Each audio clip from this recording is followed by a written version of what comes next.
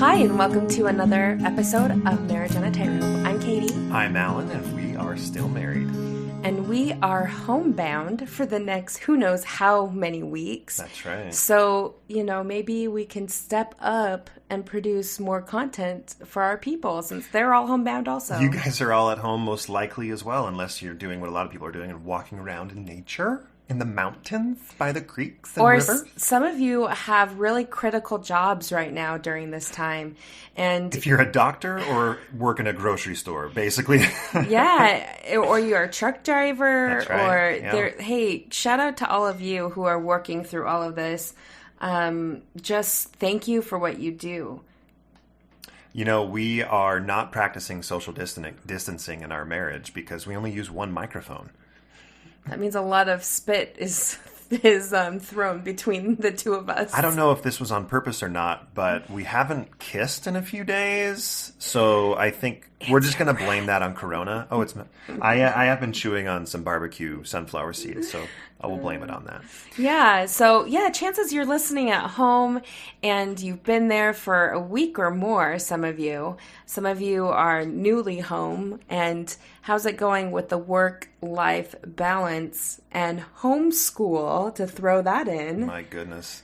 Yeah, if it is March 20th today, 2020, so if you're listening in the future and you're one of the few remaining humans left, hello from the past. The purpose of this episode is actually the opposite of that joke. It's to provide some calm during this whole pandemic and talk about talk about how people are getting through it. How we're coping, the different, what the experience is like at home, what some of the anxieties are, what some of the positives are, all of those things. Now, if you are paying attention to the timeline, you may note that the pandemic isn't the only thing those in Utah were experiencing at this point of time. 2 days ago, something happened at 7:09 a.m. What was that, Katie? Oh my gosh. Okay, I think we've learned I am not good in an earthquake situation. Now, hold on. Can I defend you a little bit? Sure. So earthquake hits at 7:09 a.m. And me and Katie, if you know us, you can probably predict our responses. Katie and I, we wake up at the same time. We both immediately recognize what's happening. And Katie jumps out of bed, and the sound out of her mouth, oh my God, oh! And I'm like, Allan, the kids! And she books it to go to the little kids' room, barks an order at me to say, go downstairs and check on the boys. And the house is still rumbling. Yeah, because I'm like, the basement. I'm so worried that, it's going to come down on them. I know. And I grew up in California. I've been through a few earthquakes so in my day. This was the second largest that I've felt, that I can remember that I felt. But my reaction was very much, let's all remain calm. I'm more worried about the emotional response than I am the physical safety.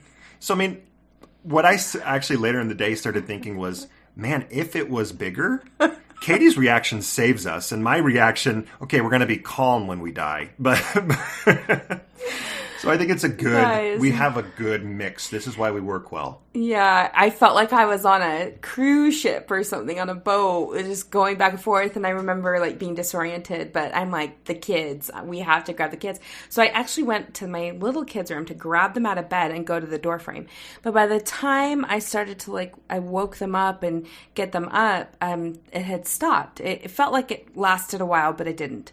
It was pretty short. And so my little kids, my one son just said something and then went back to bed. And then my daughter was more like me, crying.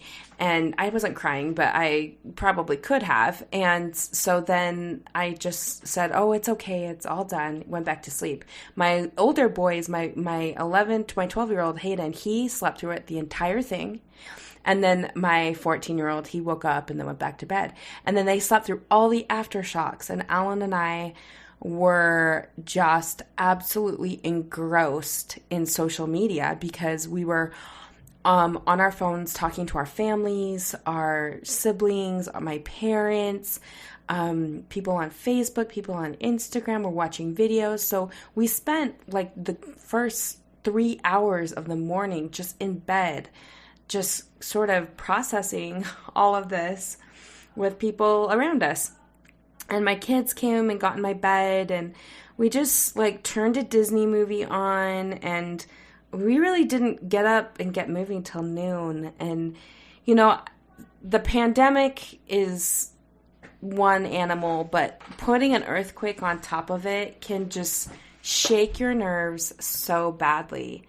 And, you know, I was thinking about all of the people that lived in Utah that were, you know, feeling like the stress of the lockdown, the stress of homeschooling the kids, and then the stress of now an earthquake.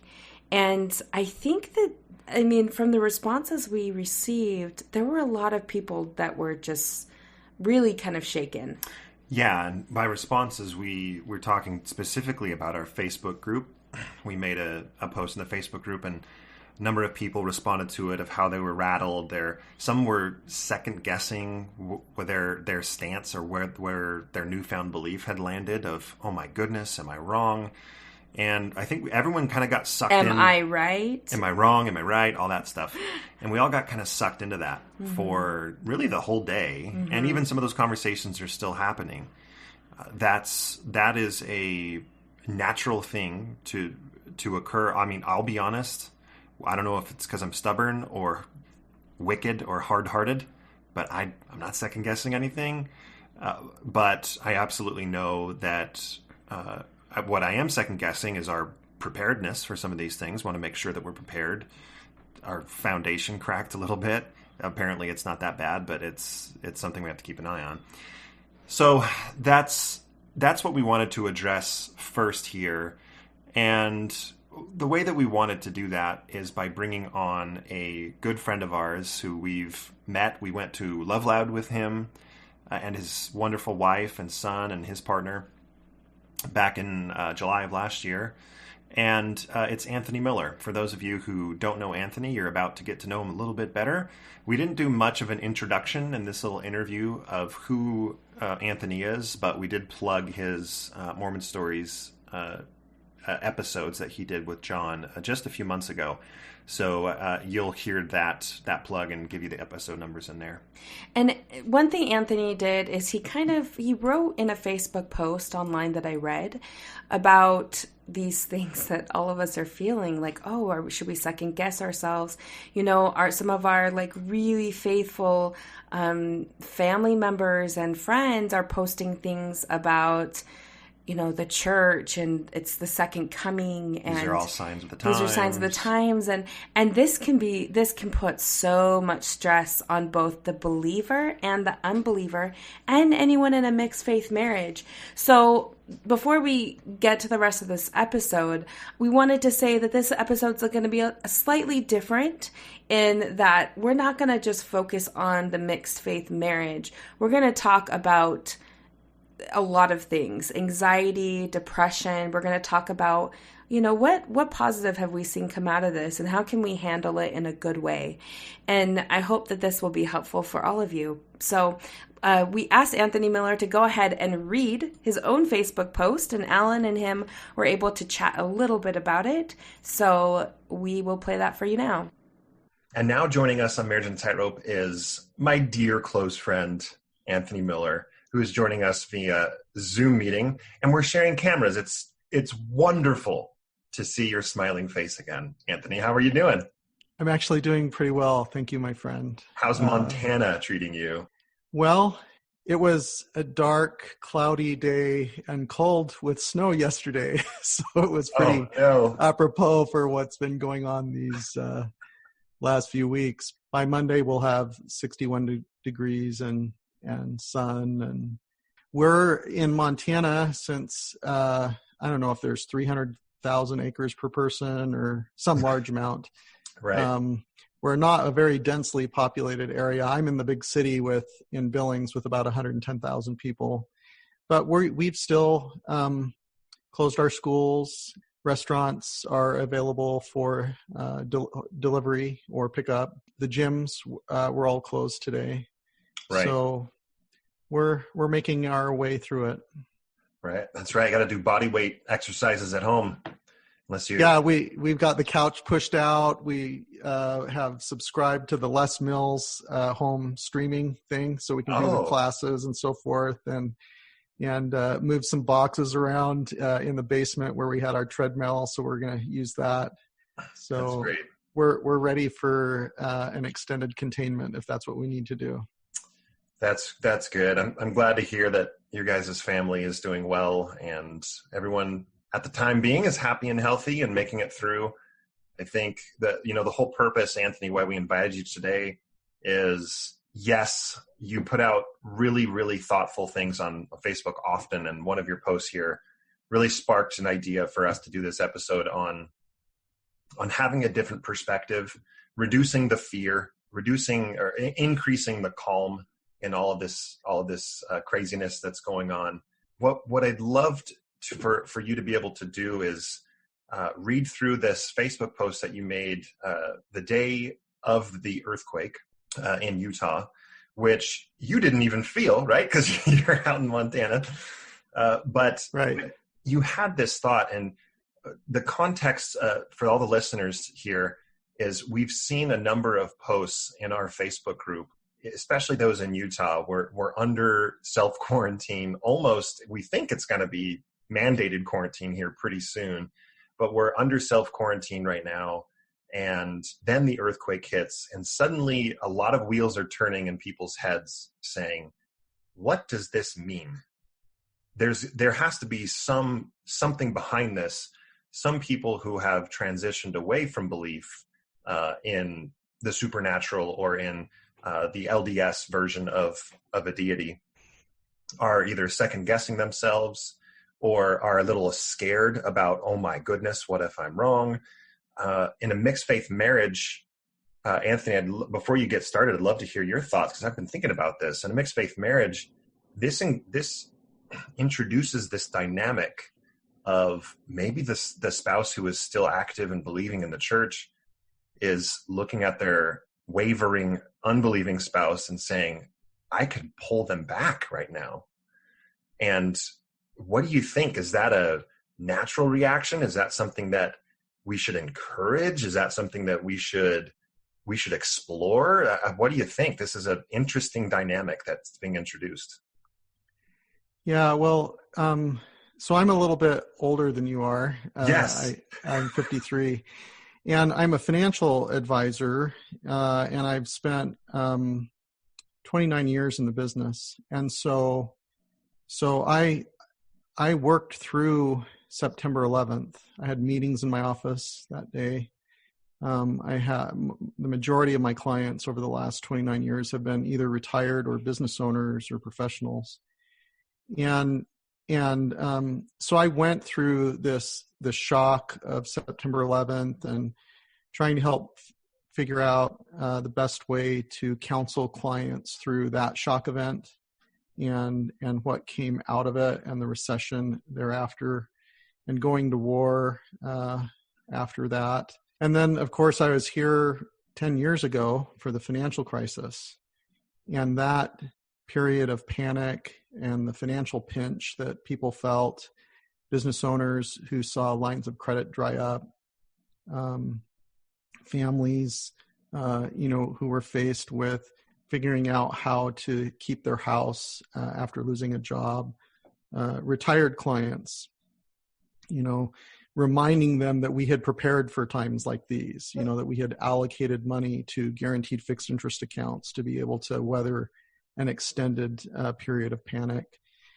And so with that perspective, when I see what's happening today, I kind of feel like, not to diminish how significant sure the current circumstance that we're in, but this isn't the first time that I've experienced this kind of situation in terms of people experiencing a degree of panic, a financial panic. After September 11th, people didn't feel safe. Here in Billings, we have multiple oil refineries. We were concerned, were we a target here? I remember the kids coming home from school, and at school, the kids would talk about, are the terrorists going to attack the Sears Tower in Chicago next? Or are they going to go after soft targets like shopping malls and so forth? And in the financial crisis, I have clients who are auto dealers, and like you couldn't give away a car almost until they did stimulus kind of things in terms of the junker, cash for clunker trade in and things like that. I think as human beings, when things happen that are unexplainable to us, or that we experience a sense of fear, that we try to attribute meaning to what's happening. And often we seek to attribute some sort of spiritual meaning as well, because particularly in our experience, if spirituality or our past or present spiritual practices have brought us a sense of peace during difficult times, we seek to find meaning in those things. And that's the point of view that I'm coming from. The other thing, I think the perspective that I shared in my post, that I'll read, is when I went through my faith transition and I experienced a crumbling of belief, there were certain things that were part of my prior belief that were really precious to me, my spiritual experiences, the ways that I experienced and perceived beauty in scriptures and in art and nature and things like that. And I sought to reconstruct a sense of meaning for those things, to put a renewed or reconstructed construct on how I interpreted those things in such a way that could give me peace and be able to continue to treasure those past experiences in a way that provided me meaning today. And I do think that particularly for people who are newer into a mixed faith marriage type of circumstance, when a shock event happens, when something that's really distressful or triggers fear happens, it is common for us in our confirmation bias to drift toward how we interpret and perceive things and hope to pull our spouse into what our biases are. Right. But in the end, that's not really how it works. Each individual interdependently needs to figure out how they're going to interpret and perceive life and meaning. And I think it's helpful when we can recognize that our loved ones will perceive things differently than us in ways that feed them. And it's often not helpful to try to influence them in such a way to take that away from them, if that's what gives them a sense of peace and meaning. And so absolutely, to your question as to, whether a believing spouse might say, well, see, they're going to perceive God in this, right. And so I'm going to bring them back in and they're all of a sudden going to go back to their past belief again. Or the person who's gone through a faith transition might say, see, here's all these evidences that disprove what my past beliefs were. Now you're going to be able to see things my way. It's very natural to react that way. But certainly in these times when we're experiencing fear and other kinds of phenomenon, to react in those ways. Absolutely. And I know that it's easy for us to talk about in a mixed faith marriage. By the way, I know, Anthony, you haven't been on this podcast to tell your story. Anthony is in a mixed faith marriage as well. Would absolutely encourage everyone to go listen to his episodes on Mormon Stories with John DeLynn. What episode numbers were those again? Those were 1159 through 1165. Nice. So that's, 6 episodes? Yeah, so there were 5 episodes the day that I recorded, and then I did a epilogue episode, kind of a follow-up. Yeah. That's great. Yeah, everybody on both sides of the spectrum of belief would benefit from listening to those. So Anthony, absolutely, with you and I both being the one that has transitioned away from the church, it's easy for us to talk about kind of the empathetic approach that we could take. I'm sure Katie, afterwards, after you and I record this, Katie and I are going to talk a little bit more, and she can provide more empathy from the believing approach as well. But during these times, it certainly can be a temptation to for the one that is still believing to look at the spouse that is left and do the same exact thing of saying, can't you see this? Can't you see that I'm right? Look at the scriptures, and it says that this is going to happen, and now it's happening. And like, that's not helpful either. So I'll let Katie speak to that. She lends more credibility than I do to speak to those topics. But thank you for those words. And what we'd love to do now is, if you could just read your post.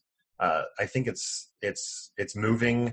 I don't want to build it up too much, but I thought it was great. I shared it myself. I think that now would be a great time. So this was shared just a couple of hours. It looks like 2.5 hours after the earthquake had hit Utah. On March 18th. Correct. So I wrote, I think as human beings, we attempt to make sense and find meaning in the things that we perceive to be unexplainable. 30,000 years ago, if we lived near an active volcano, we developed stories and we tried to make sense and attribute meaning as to why and when the volcano would push out ash, or when it rumbled, or when it erupted, or when it was dormant. Maybe our ancestors decided that we needed to sacrifice virgins by throwing them into the volcano to satisfy the volcano gods, because certainly there would have been a supernatural reason for the volcano going off.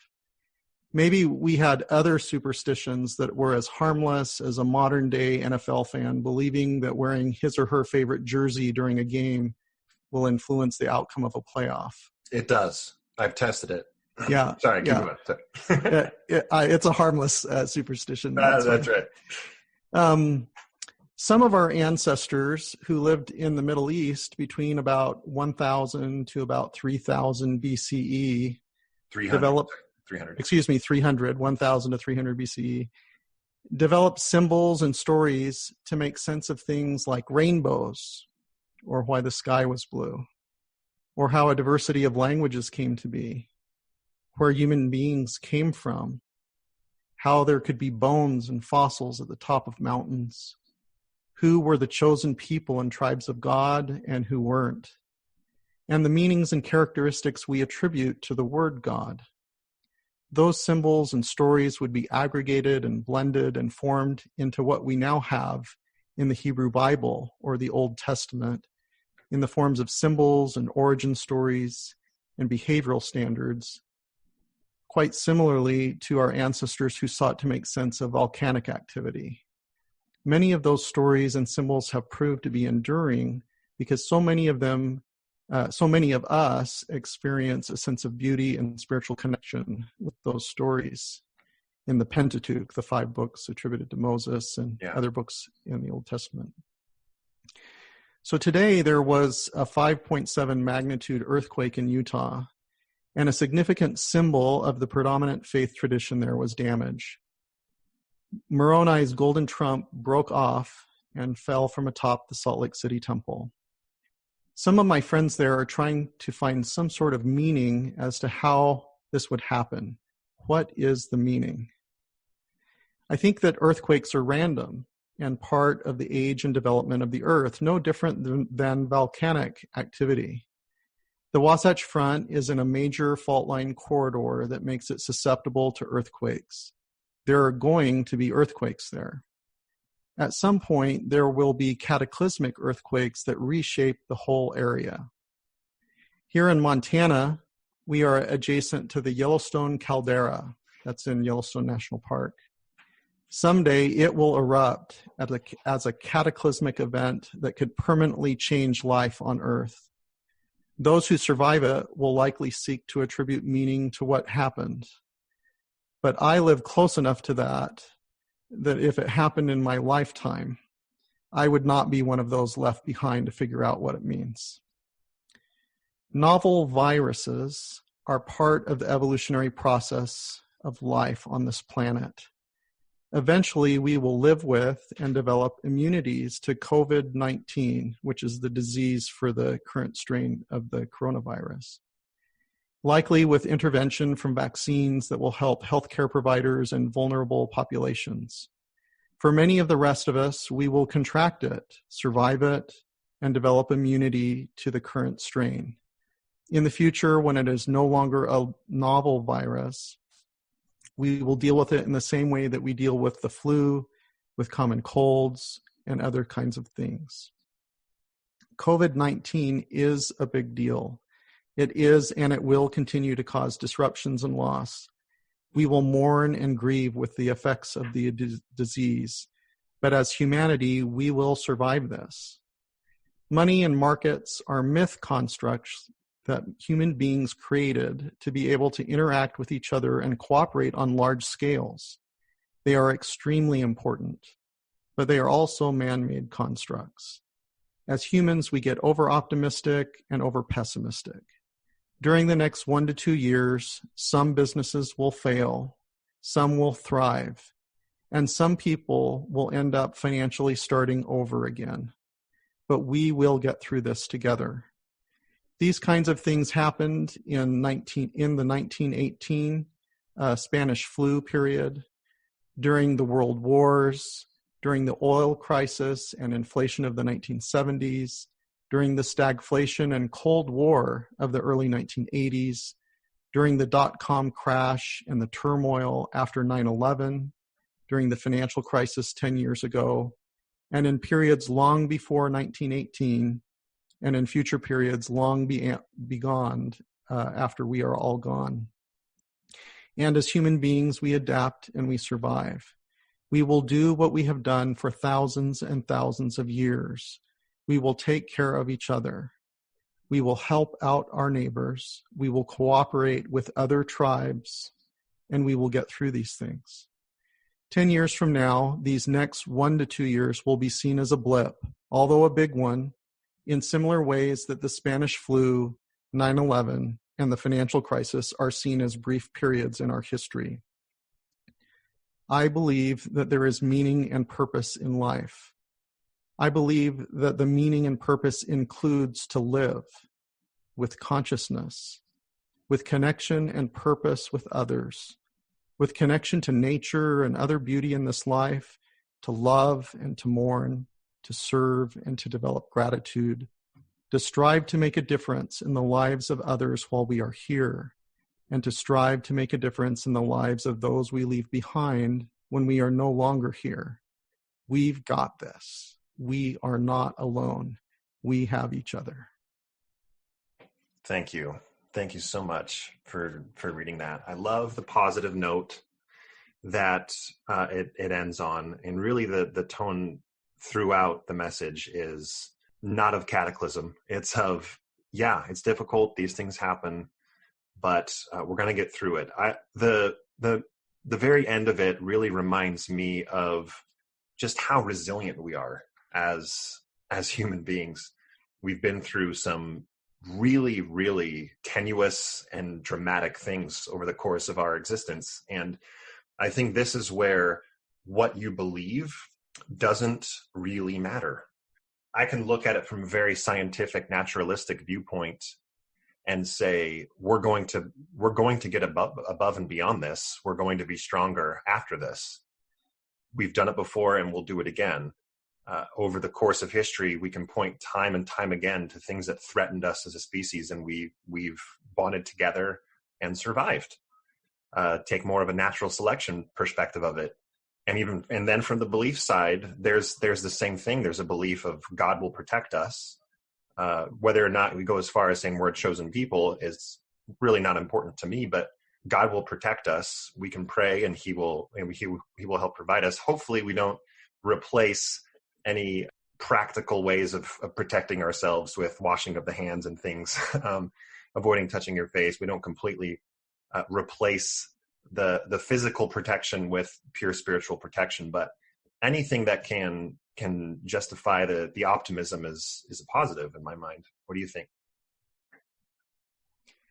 Well, I think regardless of our beliefs with regard to divinity or God or whatnot, I think that we each have axioms or principles that we live by that are part of who we are, that give us an experience of meaning, purpose, and connection. And it often relates to family. It often relates to doing and participating and observing acts of moral goodness and perceiving truth and beauty, truth meaning that something has utility or usefulness. We have these different axioms, and whether they're innate or whether they're part of evolution or whether there's a divine being somewhere that has dictated these, or wherever it is that we get it, I think that we have these things inherently. I think that inherently we're good. And I think that regardless of belief, there are shared spiritual languages or shared axioms or activities, things that we do that manifest our belief in these things. And so it doesn't do any good, in my mind, to claim, for a person to claim that they believe in God, but they don't behave like they do. Right. You know? Right. But we can behave like we believe that these things are important and that they connect us and they fill us and they give us meaning and purpose in life, regardless of where they originate. And I really think that's where we need to focus our time. And I do believe that we can, in mixed faith marriages and families and other relationships, find these shared beliefs. You know, with what we're facing right now, there are people in our communities who are in their 70s and 80s and 90s who don't have a local faith community to support them, who don't have local family, and there are opportunities for us to make a difference in their lives. There's the single mom who is a bartender or a server who half of her income was from cash tips that have stopped. And when she collects unemployment, it's going to be based on what her base wages were, not on her tips. Right. And she's going to get stretched, you know. There are opportunities that we have now to experience connection, it is that we want to call it, in our lives. And this isn't to sit and observe, to pay attention and get curious about the feelings that we're having and the opportunities and methods to really make a difference in the lives of others around us.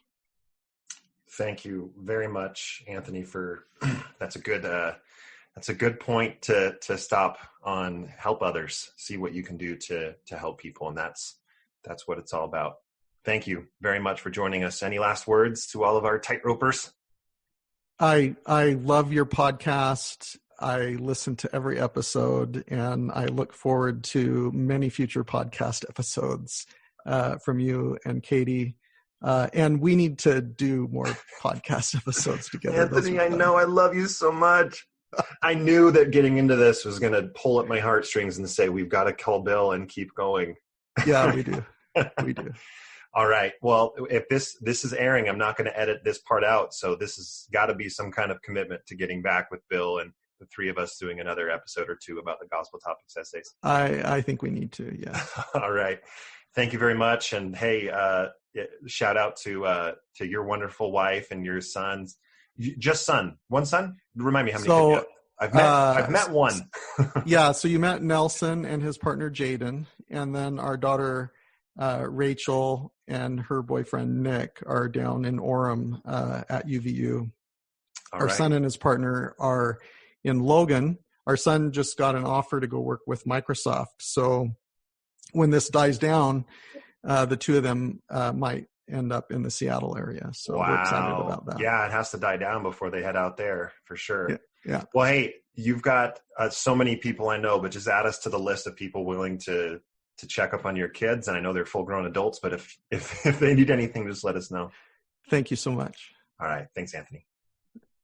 We really appreciate Anthony coming on and giving his perspective, and I really loved what he said in his Facebook post, so that's why we had him on. You know, there is a quote that I read, and it's by Cardinal Kim Soo-Hwan. I'm not sure if I'm saying that right. We allow Catholics on this podcast? I think he's a monk. Oh, is that a title in other religions other than? I'm not sure. I'm not sure. But he said, quote, "Suffering is a door that opens onto a new world." And when you think of the times that we suffer as a group, as individuals, we look at the world in a new way. And so one of the things I wanted to do, and it's really funny that this happened, I put an Instagram, Facebook poll out just to see, what are you anxious about? That's the question I asked, is what are you anxious about? I gave 4 possible responses, and I wanted to read what people wrote. This was literally the day before the earthquake. So if the earthquake had, it may have changed some of the answers. But I'll just, for those who weren't in an earthquake, it absolutely applies to you. So the question, what has you most anxious? So the 16.6% of you said you're worried about not having enough supplies or food through this. 20% of you said you're worried about being quarantined for weeks and staying in your home. As we know, people in China have been in their homes for a long time, months, weeks, 2.5 months, I think, and they're just now coming out of it. That is something to worry about. 30% of you said losing a job and financially supporting your family is makes you anxious. That makes me anxious. In fact, when the earthquake happened, I said to Allan, "Is your job secure? I'm really worried about." They haven't told me it's not.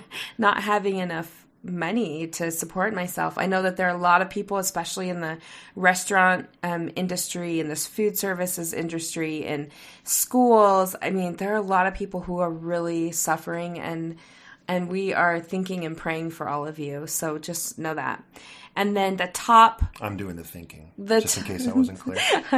The top comment, 33% of you said that having a loved one get corona is at the top of your mind. And I think that, it's nice to know that where people's priorities lie, right? People are worried about providing. They're worried about the health of their loved ones. That's a big deal. Allan's oldest brother is an ER physician in Georgia, and just recently they had 9 cases in his hospital of corona. And, we're hearing stories of other ER physicians who go into these critical care situations and they themselves get it and die. And so that is a huge concern for us. Yeah, my other siblings that are in Georgia have basically said, we're not going to be seeing Jason or getting close to him for a little while because he's in the heat of it, and that's how it'll spread to our family, is through him if it does. So, this actually brings up a good point. Like you mentioned, Katie, this is a little bit of a different episode because we're more trying to help people cope with more than just mixed faith in this episode. Mm-hmm. But one of the common themes that we do see here, and that you reminded me of when you talked about Jason, is you may be experiencing some family members, some friends or loved ones sending you messages saying, we're praying for you, or we hope that, we're praying to God that your job's not at risk. We're praying for our local leaders. It's time to repent. I've seen messages. I personally haven't gotten this message, but we've seen people receive messages of, this is the second coming. You have to come back, type of thing. And I received a text this morning from last night, like the timeline matters. Last night from a family member on Katie's side that said, we put everybody's names and your family, specifically Jason's name, on the temple roll. We're praying for them. We're praying for our local leaders. We're praying for you and your job situation. I just got an email from the Utah area authority saying that this weekend they're asking all the members to pray about comfort. Right. Yeah. Now, for those of you who, and I know this is a cliche word, but I'll say it, for those of you that are a little triggered at the mention of prayer, that don't quite believe in the efficacy of prayer, if you haven't already gotten these messages, you likely should think about how you're going to respond, if you're going to respond, if you receive those messages. And the way that I responded to this message, and I'll be honest, I thought about, is this an opportunity for me to explain, I'm thankful for your concern. I don't think this is an efficient... No, it didn't feel like the right thing to do. So I did not do that. What I did is I took the message and I copied and pasted it to my mom and to my brother and said, hey, this is from this family member. I thought it would bring you some comfort. And they both responded back and said, oh, thank you. Please let them know we're so grateful. And then I responded to them, told them that, and said, thank you for your love, and moved on. So that's really the basis of where I'm trying to be Zen. I'm trying to recognize that they are doing in their belief system what they can to show that they love and are thinking about us. And if all I'm doing while I'm quarantined is sending them a message saying, I hope everything's okay, let us know what we can do, that's my version of doing what I can do. And I shouldn't expect them to say, well, why aren't you praying for me? Instead of me saying to them, why are you praying for me? Everyone's kind of doing exactly what they feel like they can do under these circumstances. Right. And so part of doing what you can do is recognizing what's stressing you out. And I think that I was engrossed for 2 days straight with coronavirus, with the earthquake. I was engrossed with social media. I mean, it was all anyone could talk about. I really appreciated the funny memes that people would send me, or funny videos about how awesome homeschooling your kids are. And there were some great videos. But, I noticed that I was spending so much energy and time pouring into my phone, looking what other people were saying. All the updates. Yeah, that I was getting freaked out. I was freaking myself out. And it wasn't that I didn't want to be up to date on what people were saying, especially, the news and what our leaders are telling us. But mostly that I just became engrossed in everyone worrying. When everyone worries and everyone puts out those sort of negative feelings, that's the negativity you bring within yourself. And so because of that, I said to Allan today, I have to take a social media break. I cannot be on social media. I just need to feel like an inner peace, and I don't get that. So whatever it is that is stressing you out, you need to identify that and then decide when you're going to take a break from that or what you can do about that. So we have just a list of things we wanted to just talk about, because things that we thought would be helpful for you. Some ideas. Yeah. So when your life feels empty and mildly depressing, see if you can do any of these following things. Numero uno. The first thing, learn something new. So we have a lot of time right now. And with that time, there have been enormous amounts of energy put in to giving you free classes online. Right, Allan? Yeah. Allan signed up for these. I signed up for 4 classes. I think I overdid it, but they're all free on Coursera, covering, and these are from Yale, Columbia, Cornell, Harvard, Duke, all the Ivy League schools and others that are offering free courses basically on, you name a topic and you can take an online course for free. Right. And so now is a great time if you want to spend your time learning something new. On St. Patrick's Day, I had 3 new recipes to learn because we wanted to do Irish recipes. And that was really fun. That was cool to make, cool to learn something new. So take this time to learn something that you've always wanted to do. Now is your time.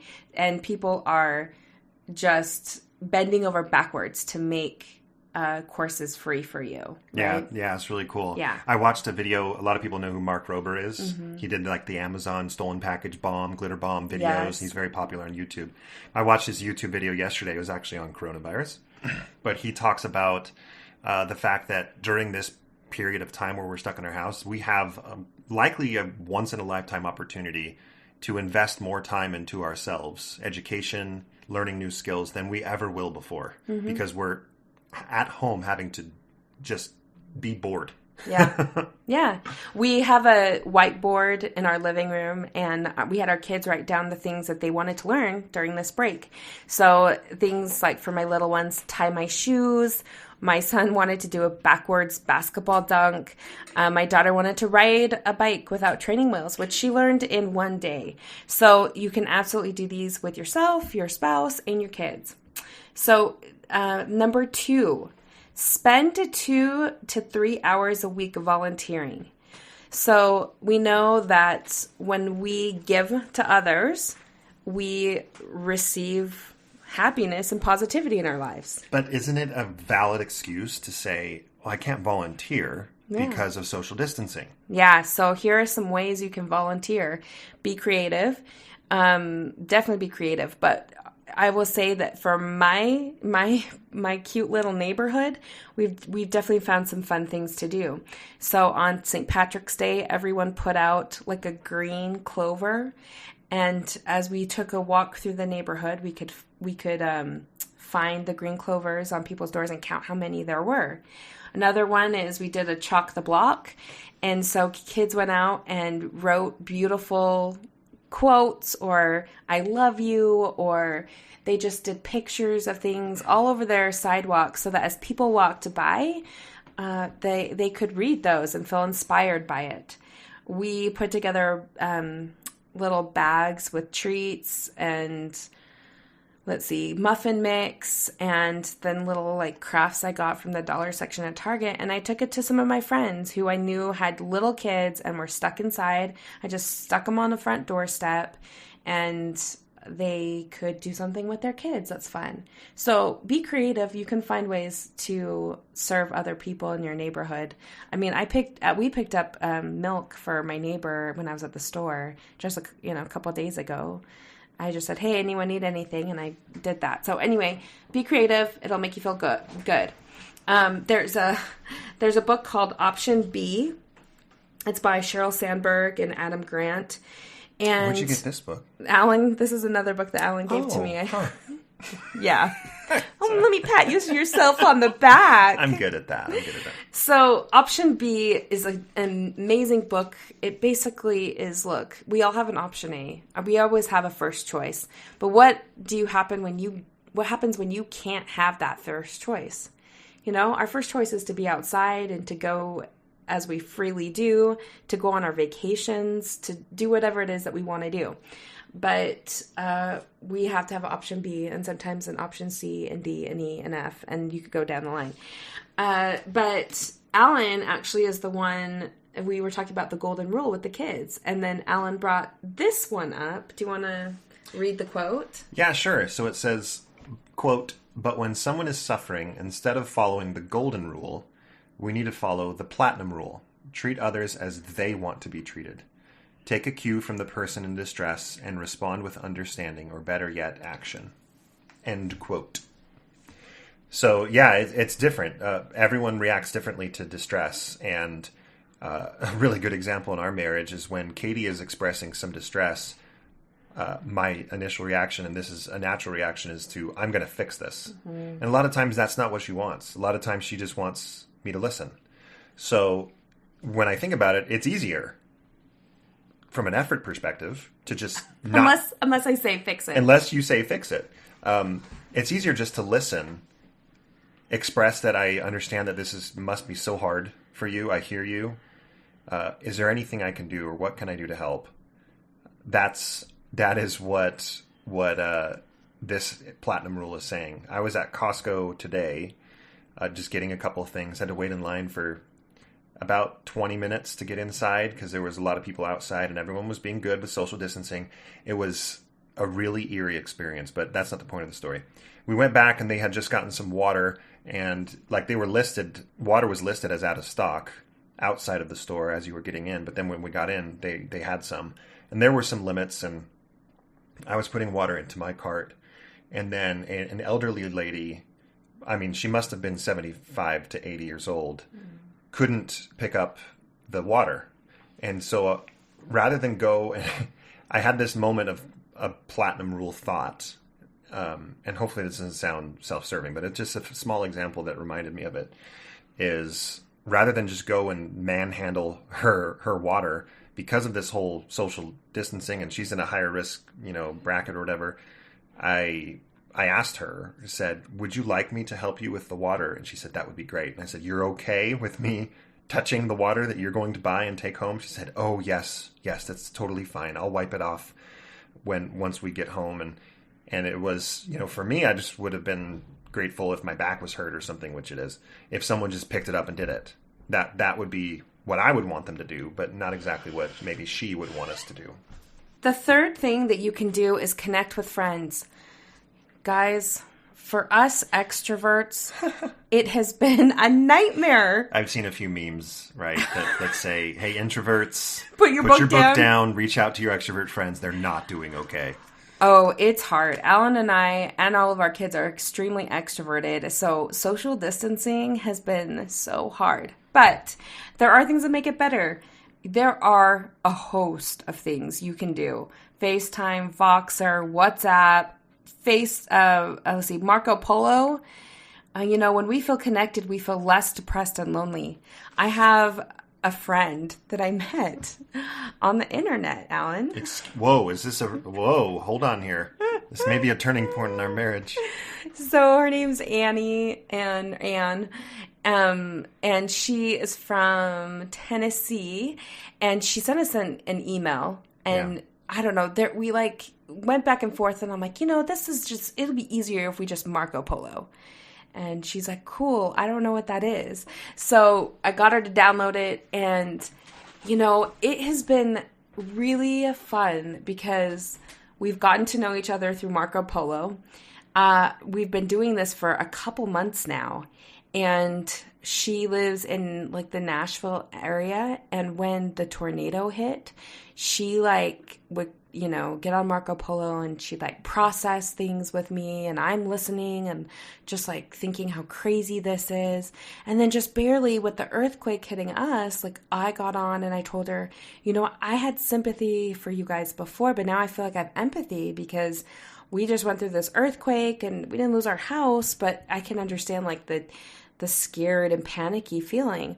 But anyway, we've just cultivated this great friendship from Marco Polo, and I've never met her in real life. I think it's just so beautiful. We have so many tools. So all thousands of you, just send Katie a Marco Polo, and she'll get back to you immediately. Marco. Man, I'm on Marco Polo too. Send me a message. I have all the time in the world right now. Yeah, I'm sure. No, but you can connect to people that way, and it's important to connect. What do you do to connect? Yeah, well, today when I was waiting in line at Costco, I just had a thought of, I'm going to send a quick message to just whoever pops to mind. So I thought of, this guy that I have met in real life, but we're not friends. He's a business colleague, a client that I sold into this account. And I remembered, hey, he's getting married in June. I'm going to ask, how is this affecting your plans for your marriage? I hope everything's okay. And if you just take a minute to stop and think about the situation of others in your life. There's another friend who I went on a trip with recently who got laid off just before our trip, and he just found a job beforehand. His wife has just gone through a number of surgeries. There's a high amount of stress in his life. And I reached out to him and just said, how are you holding up? I know things were crazy before all of this. If you just stop for just a quick second and think about your friends, think about your loved ones in their individual situations, you can not only help your own social energy box battery, is a better way. Energy? What's an energy box? Mm-hmm. You can help your social battery recharge by reaching out to these friends. We can also help them recharge as well.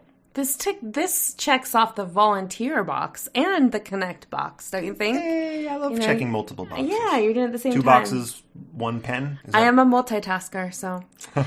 So the last thing that we came up with is meditating on the truth. What's the truth? So what is the truth? So we need to tell each other and ourselves, it's natural for things to change. Willingly accept that change.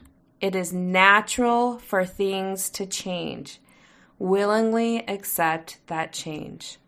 When we put up our defenses, when we reject the change, we just do damage to ourselves. We cause anxiety, we cause depression, and we're holding on to what could have happened or should have happened, right? The past. Yeah. Rather than just accepting where we are now.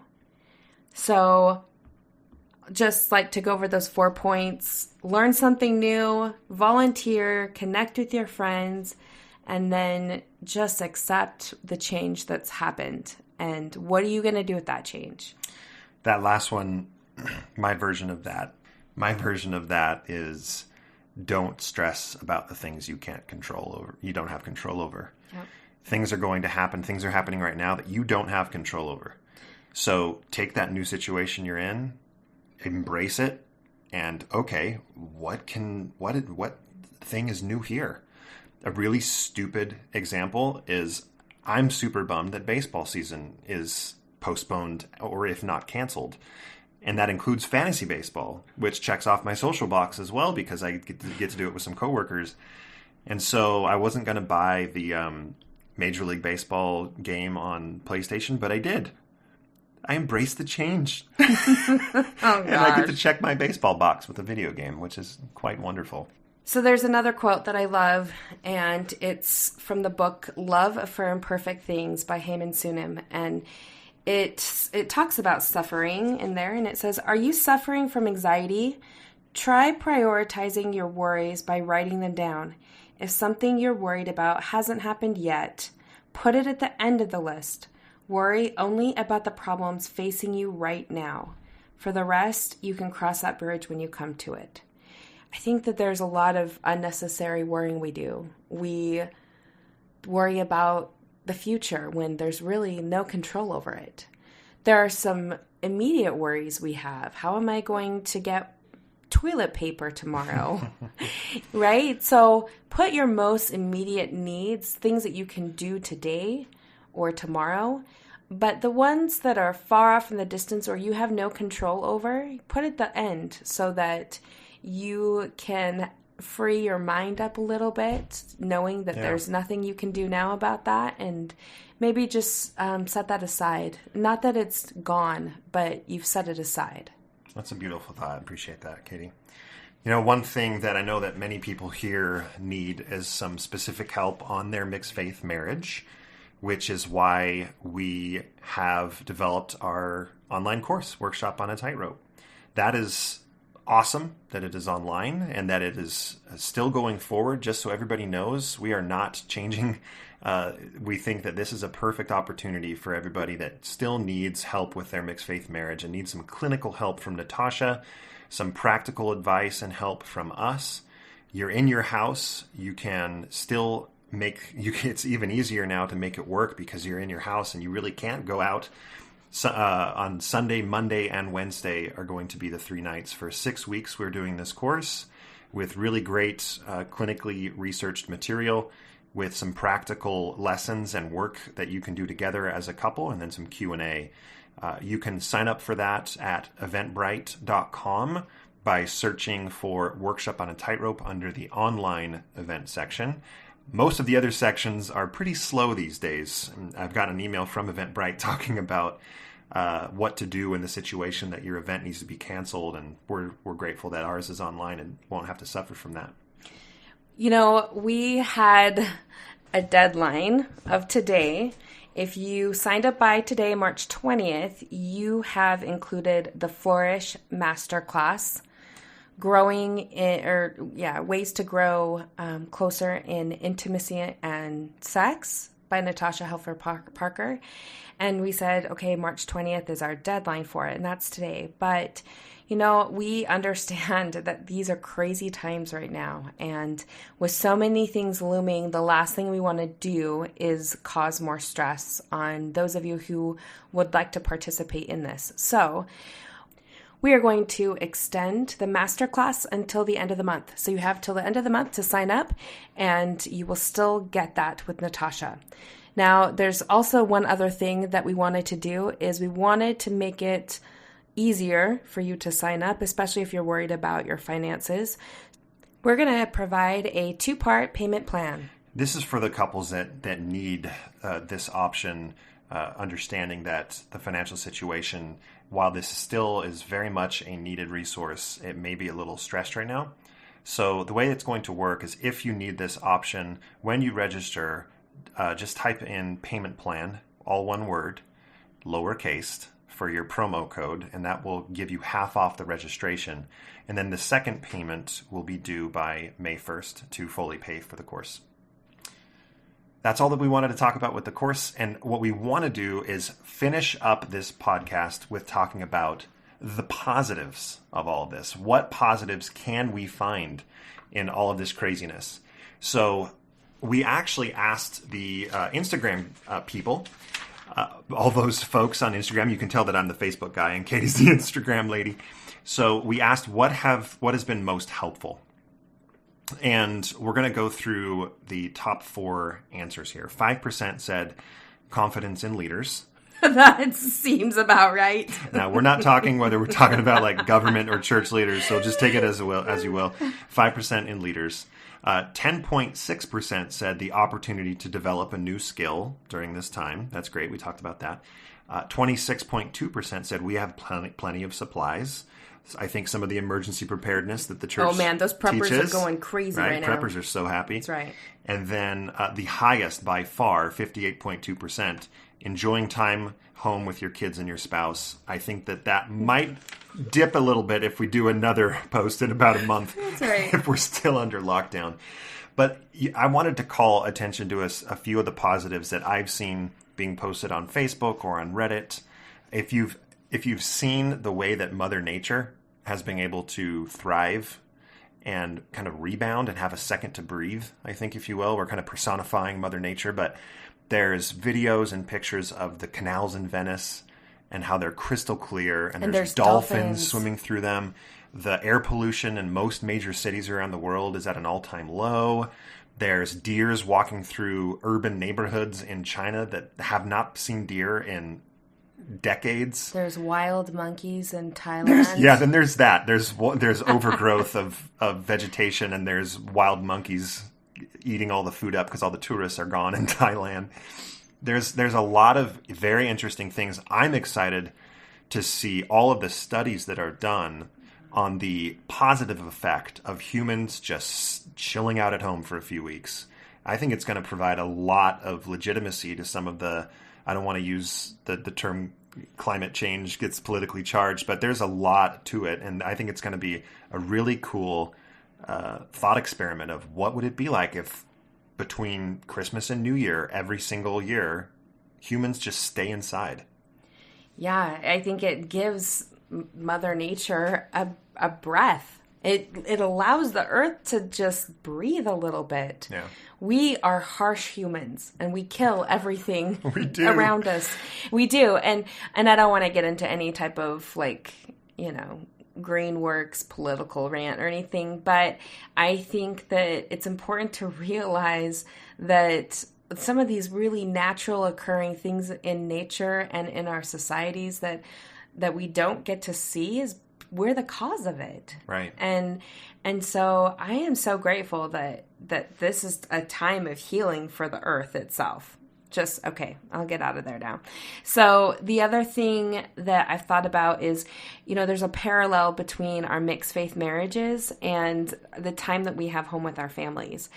And, in the mixed faith marriage, we're always looking to just get through the pain, to get through the anxiety, get through the grief, and we don't necessarily enjoy the steps that we take and the growth that we make in order to get to the other side.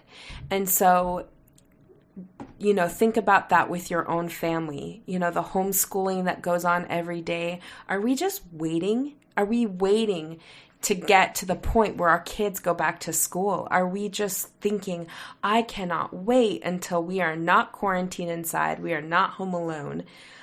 But if you are waiting for that moment to come, you're not going to enjoy what's passing you right now. And this goes back to some of the things you can enjoy, especially this time with your family. I read a really cool Instagram post by Kristen Bell. I follow her on Instagram, and it was a letter from her principal. And she said, now is not the time to hound your kids about their grades and their schoolwork. And especially now with the earthquake, this is a stressful time for our kids. It's a stressful time on us.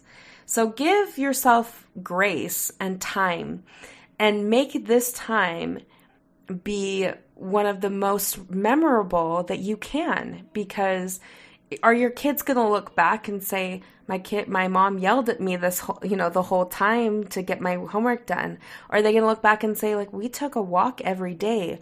We learned about our family history. We played games nonstop. We learned how to play the guitar. Like, what is it that your kids, and what are you going to remember from this experience? And I think of those things. What is it that you want to accomplish?